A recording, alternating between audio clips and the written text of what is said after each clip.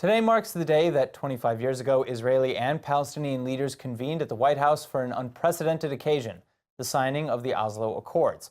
Some saw Oslo as a major step backwards for peace, and others as an incredible ray of hope for it. But regardless of where you fall on the spectrum, the signing of Oslo was undoubtedly one of the most unforgettable occasions of the 20th century.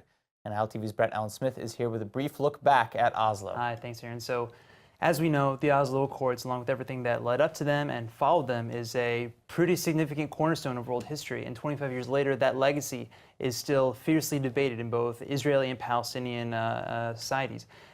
Because for some, those accords were seen as betrayals from both sides by leaders who compromised too much for the other. And others recall that time as maybe the most hopeful either society had ever felt that there could be a real lasting peace.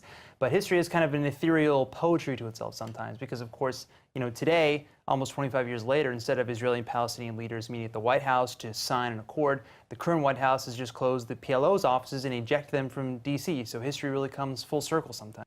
Yeah, well, one of the more interesting things about Oslo is, of course, how it all came together in the first place. I understand that there's actually a new documentary premiering on HBO today about that. Yeah, correct. So that film's called the Oslo Diaries. It's an Israeli film directed by Mo Laushi and Daniel Sivan. It actually premiered back at Sundance in January and was immediately snatched up by HBO for a pretty big deal. So the doc isn't political, it's more of an inside look at how those secret talks physically came together back in the 90s, featuring all kinds of rare, never before seen footage from the period.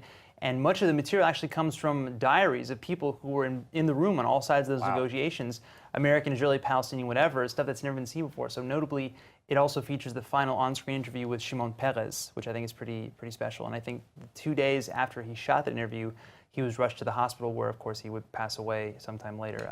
Peres was, of course, instrumental to the negotiation and signing of the Oslo Accords. He had very much a front row seat. So I think that his insight in that final interview is probably just about as intimate and as inside a look as you can get about Oslo.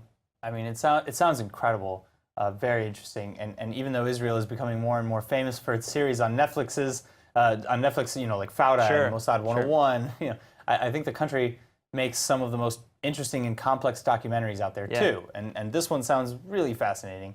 But on that note, thanks for the story, Brett. Of course.